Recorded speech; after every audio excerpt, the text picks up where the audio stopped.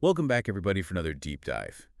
This time, we're going to try to get behind the scenes of how the FAA might approach certifying aircraft systems that can land with absolutely no pilot intervention. Wow. We're talking full automation here. Yeah, that's right.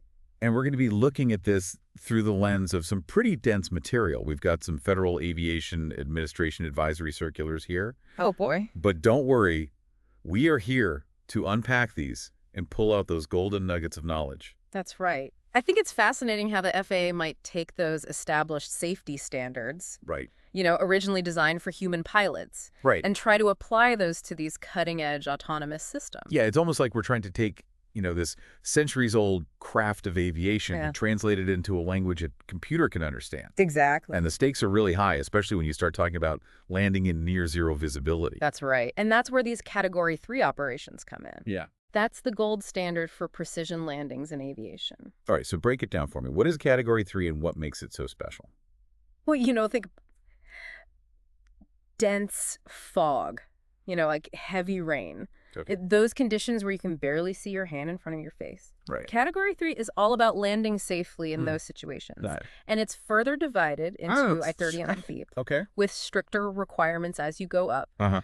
And these requirements are all centered around two key concepts: decision height Okay. and runway visual range. Decision height, runway visual range.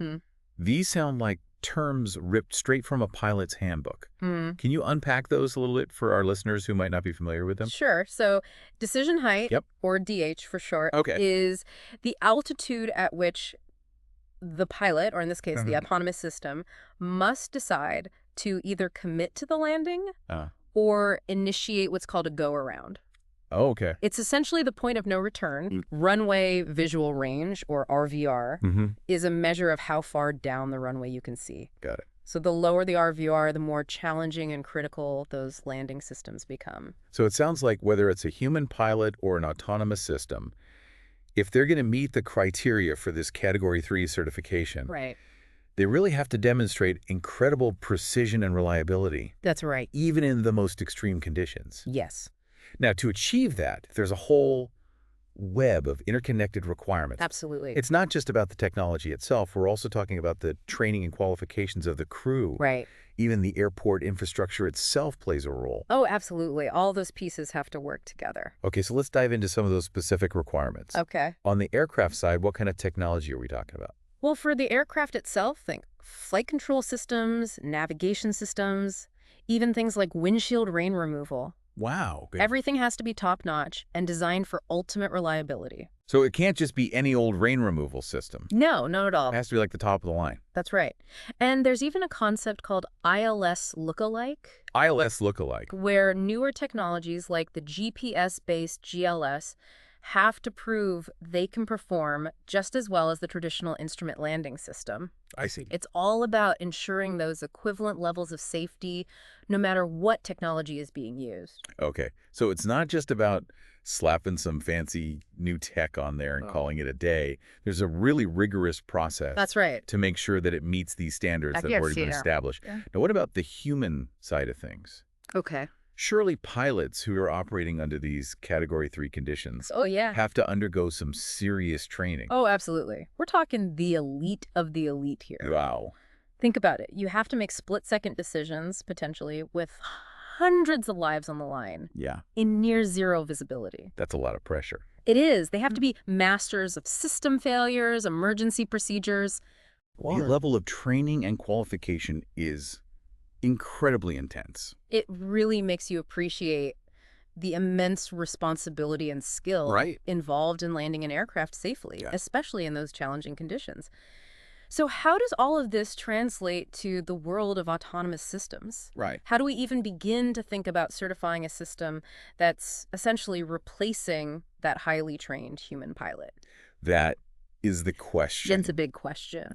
So the FAA has a process called Operator Use Suitability Demonstrations. Operator Use Suitability? It's a mouthful. I know it. But it's typically used to evaluate new systems or procedures. So what does that mean in this context, though? Well, think of it like the ultimate test drive for autonomous landing systems. Right. They have to be put through their paces in a range of scenarios. Normal landings, engine failures, wind shear, you name it. Wow. To prove they can perform just as well as, if not better, than a human pilot. So it's not just about the technology itself. It's about demonstrating that it can actually function. Absolutely. In a whole range of real-world situations. Exactly. Almost like a virtual pilot proving its mettle. That's a great way to put it. Yeah.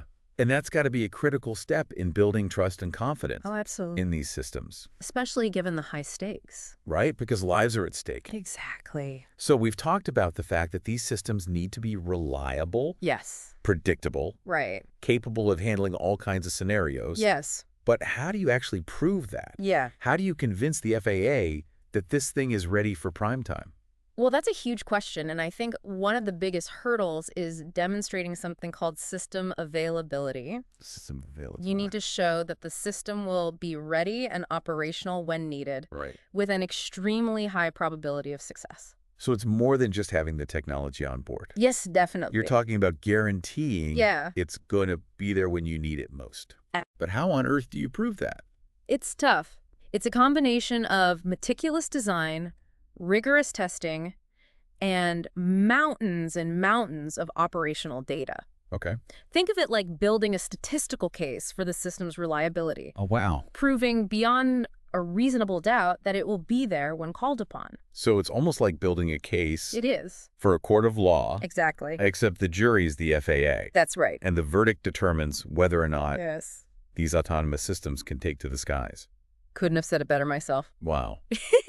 The pressure must be immense. It really is. And that's just one piece of the puzzle. Exactly. We also have to think about how these systems are going to respond to what we've been calling those non-normal events. Yes. Things like engine failures, wind shear, right, sudden changes in the weather. These are the types of things that really test a pilot's skill and experience. They do. How do you design an autonomous system to handle those? Yeah. Especially when there's no human physically present in the cockpit.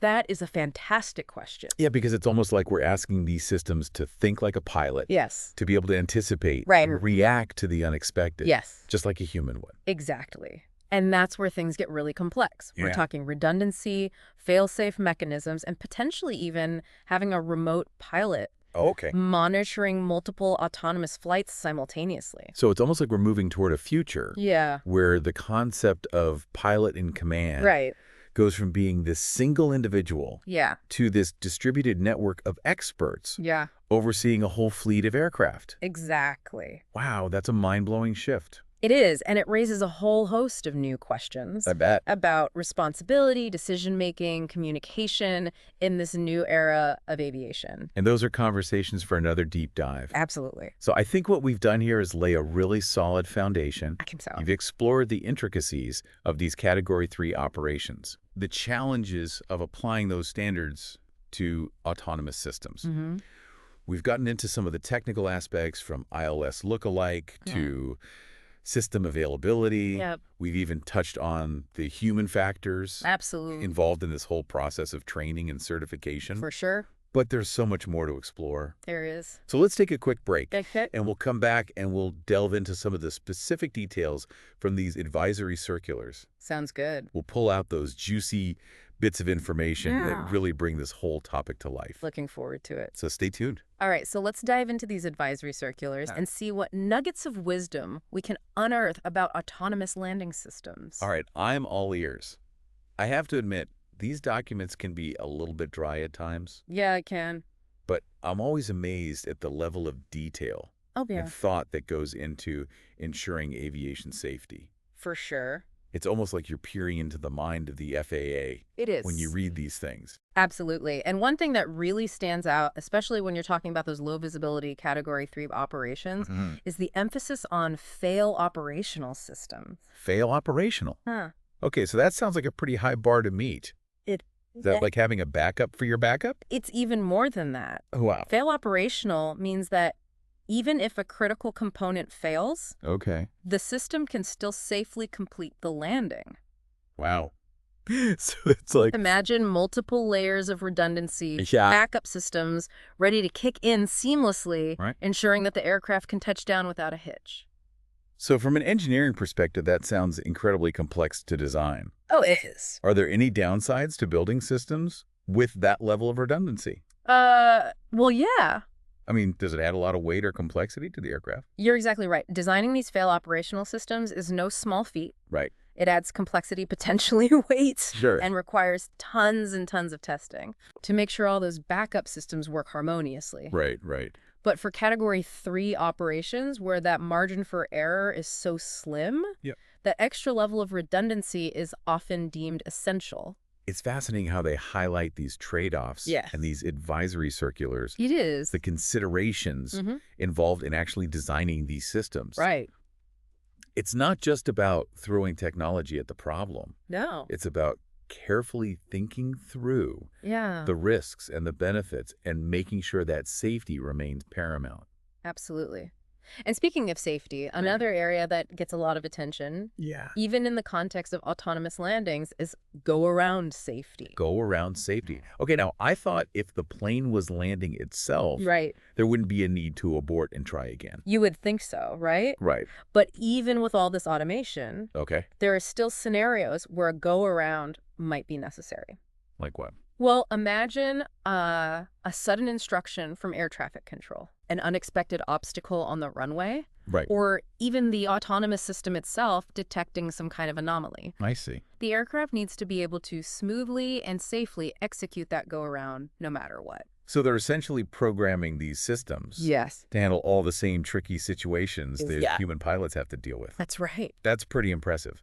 Now, wouldn't those go-arounds be even more critical in those low visibility conditions where the margin for error is already so slim? Yes, and that's where things get even more complex. Okay.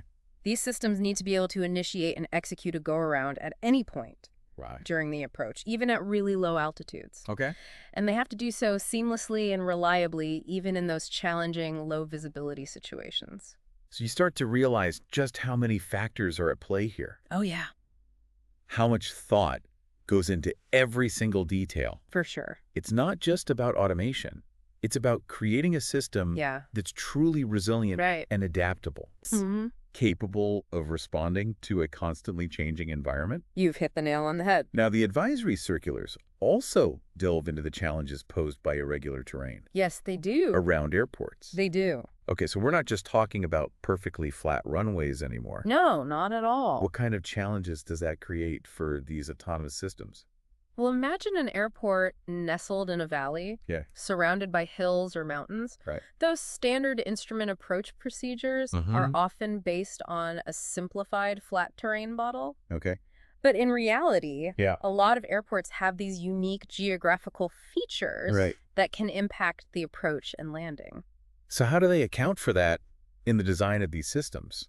Do they have to map out every hill and valley in advance? It's not quite as simple as just creating a 3D map, although that is a part of it. Okay. These systems need to have a really sophisticated understanding of the surrounding terrain, able to interpret data from various sensors, and adapt their flight path in real time to avoid obstacles. So it's almost like a complex 3D puzzle. It is. Where the pieces are constantly moving. Right. How do they ensure that these systems can handle all of those variables? Well, it takes a combination of things. Okay. You need robust sensor technology, advanced algorithms, and rigorous testing to validate the system's performance in those environments. Right. The advisory circulars even talk about the importance of the radar altimeter, which is a critical sensor for determining the altitude above the ground, and how its performance needs to be carefully evaluated in those irregular terrain scenarios. It's incredible how they're taking all these seemingly minor details into account. It is. Making sure that nothing is overlooked when it comes to safety. That's the goal. And this attention to detail extends beyond just the technical aspects. Right. These advisory circulars also emphasize the importance of maintenance Yeah. for these autonomous systems. Absolutely. You can't just install a fancy new system and forget about it. Right. You got to maintain it. Right. How do they approach maintenance for something as complex as an autonomous landing system? Well, the advisory circulars stress the need for detailed procedures to ensure the continued airworthiness of the system. Yeah. So think regular inspections, software updates, meticulous documentation of any issues or discrepancies, and a really robust process for analyzing that data to identify any recurring problems. So it's not just about fixing things when they break. No. It's about proactively identifying and addressing potential issues before they even arise. Exactly. A very data-driven approach. A very comprehensive, data-driven approach. Now, all this talk about these advisory circulars has me wondering, how much weight do these documents actually carry? That's a great question. Are they legally binding? Or are they more like guidelines, best practices? Well, they're not legally binding in the same way that the federal aviation regulations are. But they do represent the FAA's current thinking on a particular subject. They give them as a detailed explanation of how the FAA interprets and applies those regulations. I see. A roadmap for anyone looking to develop or operate within those guidelines. So they're not technically law. Right. But it's probably a good idea to pay pretty close attention to what they say. Oh, yeah. Especially if you're an airline or a manufacturer. For sure. Hoping to get these systems certified. Yeah, ignoring the guidance in these advisory circulars would be a risky move. Right. It's like trying to build a house without consulting the building codes. Okay. You might end up with something that looks pretty impressive. Yeah. But it's not going to pass inspection. Yeah, that's a great analogy. Yeah. So to sum it up, these advisory circulars really provide a wealth of insight. They do. Into how the FAA is approaching this whole idea of certifying autonomous aircraft landing systems. They really do. We're talking everything from the technical nuances of fail operational systems to the human factors involved in maintenance and training. For sure. They might be a little bit dry at times. Yeah. But they really do offer this fascinating glimpse. They do. Into the complex world of aviation safety. Absolutely. So you're ready to dig a little deeper. I am. Let's see what other gems we can uncover. So as we get even further into these advisory circulars, it's really clear just how thorough the FAA is when it comes to evaluating these new technologies, especially something as groundbreaking as autonomous aircraft landing systems. Absolutely. Yeah. So what other insights have you gleaned from these documents? Anything that's particularly surprising or unexpected? Well, one thing that really caught my eye is this whole concept of proof of concept demonstration. Proof of concept. So before you can even think about full-blown certification, you've got to demonstrate that your idea actually works. Yeah. In the real world, not just on paper or in a computer simulation. So is it fair to say it's like a preliminary test drive? Yeah, I think that's a good way to put it. Okay. A way to weed out those impractical ideas before you invest significant time and resources into development. Now, the advisory circulars actually outline a pretty detailed process for conducting these demonstrations. Yeah. So what are some of the key elements? Okay, so it starts with a comprehensive test plan. Okay. This is developed in close collaboration with the FAA and often involves industry experts as well. So it's not like they're just doing this in a vacuum. No, not at all. They're getting input from a lot of different stakeholders. That's right. Okay, so this plan outlines everything. Yeah, it covers everything. From the system's definition and operational procedures to the specific conditions and scenarios that are going to be tested. That's right. So they're not just testing these systems on sunny days with perfect visibility. No, not at all. They're really trying to simulate that full range of real-world conditions. Yeah, they are. Does that include things like engine failures? Absolutely. Sudden changes in the weather. Yes. Those non-normal events we've been talking about. They have to be able to demonstrate that the concept can handle those unexpected hiccups. Right. Those challenging scenarios that might occur during landing. And it's not just about showing that the system works in theory. No. It's about proving that it can actually stand up to those challenges in the real world. Correct. So I imagine that involves a lot of simulation and testing before they ever even think about putting an actual aircraft in the air. You're right, and the advisory circulars really emphasize the importance of simulation in those early stages. Okay. They recommend extensive testing in a simulator environment, ironing out any kinks, validating the system's performance before they ever move on to real flight tests. So it's almost like they have this virtual test pilot putting the system through its paces in a safe and controlled environment. That's right. Now, does that mean that they don't do any actual flight tests? Well, not necessarily. Okay. They might do some limited flight tests, but even then they start by collecting data in good weather conditions to validate those simulator results and gradually build confidence in the system's performance. So it's a very controlled, iterative process, minimizing risk and ensuring that each stage builds upon the previous one. That's right.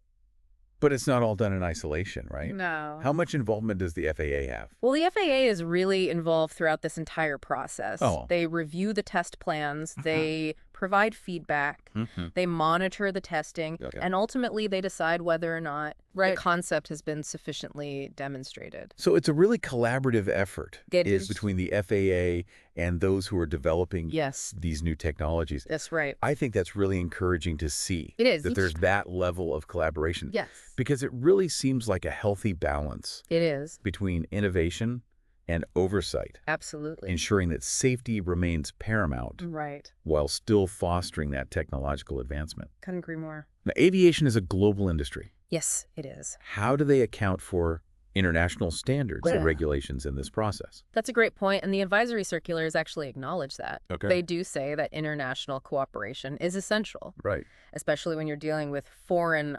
operators or airports.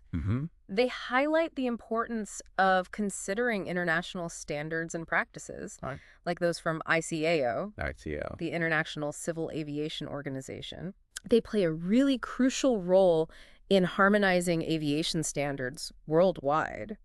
So it's not just about U.S. regulations. No. They're really taking that global perspective. Yeah, a much broader view. Recognizing that these technologies will eventually be operating That's right. all over the world. All over the world. But does that create additional challenges? Well, it does. Given the wide variety of airports and operating environments? Yes. That we see around the globe. It really does. The advisory circulars even touch on some of those unique challenges posed by foreign airports, which might have different infrastructure, procedures, even different weather reporting systems. So it's not just a one-size-fits-all. No, not at all kind of approach. They have to be flexible and adaptable to make sure that these systems can operate safely in all those different types of environments. And that must add another layer of complexity. Oh, it does. To the certification process. It does. So what are some of the things they do? Well, it requires a nuanced understanding of those international standards. Okay. Close collaboration with foreign regulators, and a willingness to adapt and adjust to those different operating environments. So it's really all about collaboration and flexibility. It really is. To make this work. Yes. Now, the advisory circulars actually mentioned the potential use of what they call special Category 3 approach procedures for foreign operators. That's right. Can you tell us a little bit more about that? Yeah, so those are basically customized approaches, taking into account all the unique nuances of that particular situation. It sounds like they're really going the extra mile. They are. To make sure that these systems can operate safely and effectively. That's right. On a global scale. On a global scale. It really highlights their commitment. It does. To finding these innovative solutions. Yes. While still maintaining those rigorous safety standards. Absolutely. And it underscores how important that international cooperation is. And that willingness to adapt to all those different operating environments. For sure. So anything else in these advisory circulars that really stood out to you? One thing that I found really interesting was the emphasis on data collection and analysis. Okay. Not just during the testing phase, right, but in actual operations as well. Okay, so it's not just set it and forget it. No, not at all. They're constantly monitoring. They are. And evaluating the performance of these systems. Absolutely. Out there in the real world. Yeah.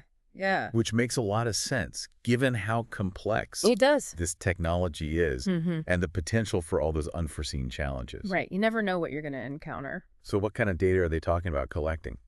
Well, the advisory circulars mention things like tracking the number of successful landings, any system failures or abnormalities, and even the reasons why a pilot might choose to discontinue an autonomous approach.